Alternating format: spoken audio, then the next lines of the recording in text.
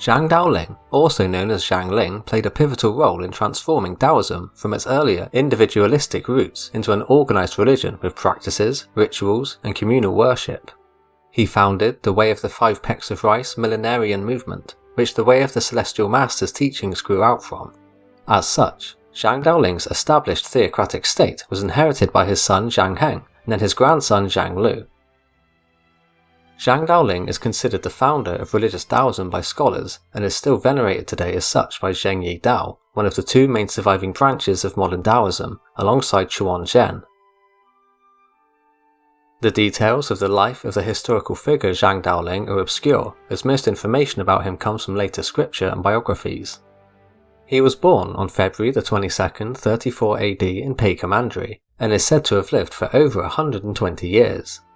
Legends claim his mother dreamed of a dragon coiling around her, filling the room with a heavenly fragrance that lingered for a month. On the day of his birth, coloured clouds filled the courtyard, red beams lit the delivery room, and the heavenly fragrance returned. As a newborn baby, he could already walk and speak. By age 7 he had mastered the Daodejing, augury texts, and Confucian classics.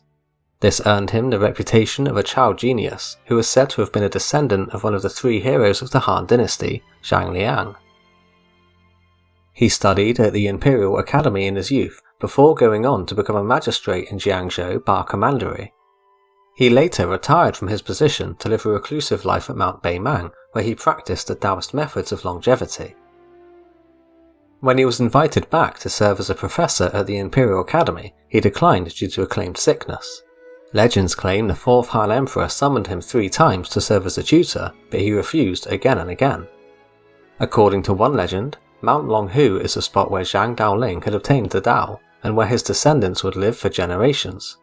Another says it was Mount Heming near Chengdu, where his initial revelation happened. Although Zhang Daoling is associated with Mount Longhu through the temples he founded and the later headquarters established by his descendants there, legends hold that the deity Daishang Laojun, a manifestation of Laozi, appeared to him at Mount Heming. He revealed to Shang the doctrine of the Orthodox One, and granted him the title of Celestial Master, talismans, relics, tools to build a church, and a demon-vanquishing sword. The deity warned that plagues, beasts, and the demons of the 3 offices and 6 heavens of the underworld were soon to be released upon humankind, and that only 240,000 people would be chosen as survivors, seed people that would populate the New Age, the era of great peace. When the deified Laozi revealed to Zhang Daoling on the mountain the doctrine of the Orthodox One, resting on the authority of the Alliance, it refers to the foundational teachings and agreement-based system which was established by Zhang Daoling in 142. This doctrine formed the core way of the Celestial Masters. It emphasized Meng Wei, pure alliance, and Qingyue, pure bond, sacred pacts that ensure the purity and salvation of its followers from the forewarned apocalyptic era of chaos. The Way distinguished itself from other folk cults and imperial rituals by rejecting blood sacrifices and animal offerings, with the credo, "The gods do not eat nor drink." Zhang went on to be the founder of the Way of the Celestial Masters by reforming supposedly degenerate religious practices. After gathering numerous followers, he started a health cult that advocated certain longevity practices, recorded in books which have been lost to time.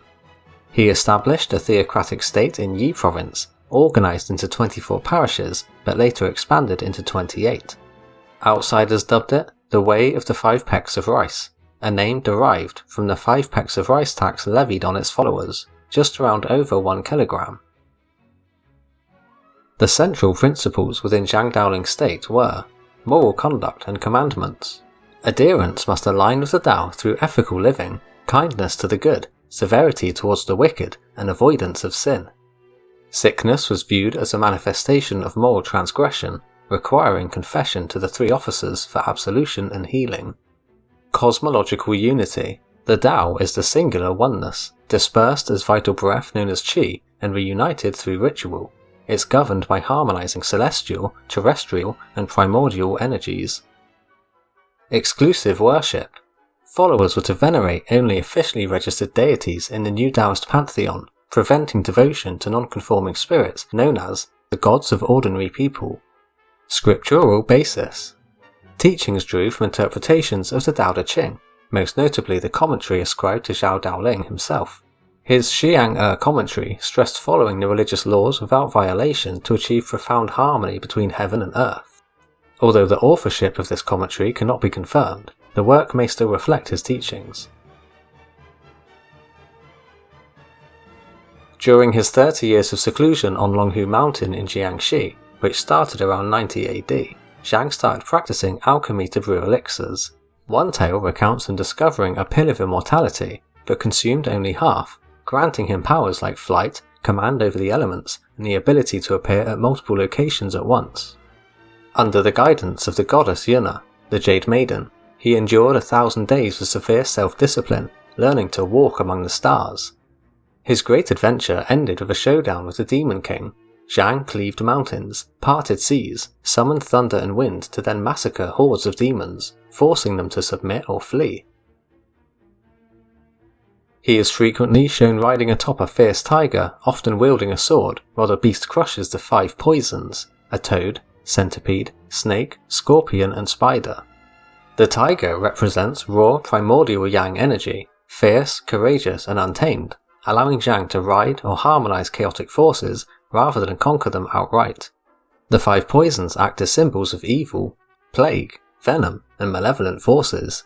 This motif represents Zhang Daoling's mastery over both nature and evil. It's said that Zhang Daoling died on Mount Qingcheng in 156 during the reign of Emperor Huan of Han, at the purported age of 123. It's also said that Zhang did not die, but ascended in broad daylight, reportedly disappearing on the day of his death, leaving nothing behind but his clothes. The Celestial Masters likely had an indirect but notable influence on the Yellow Turbans, by serving as a model for an organised Taoist religious movement.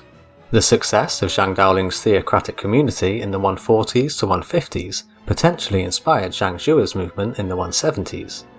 Historical records suggest a tense adversarial relationship between the Celestial Masters and the Yellow Turbans, seeing each other as rivals within the broader landscape. The Celestial Masters explicitly denounced the Yellow Turbans as heretical in the Daodejing Lingji, condemning the violent rebellion as disrupting the true Taoist order. Scholars debate the exact ties, but the Celestial Masters likely viewed Zhang Zhuo's movement as a deviant offshoot that brought imperial persecution down onto all Taoist groups. During the late Three Kingdoms period, the Celestial Masters avoided open warfare against the Han, and later submitted to Cao Cao in 215 for legitimacy. Their communities suffered from numerous migrations, notably with Cao Cao resettling them in the north, before they returned south by 317. Zhang Daoling's descendants have held the title of Celestial Masters up to the present day, with the most recent claimants of the title living in China and Taiwan.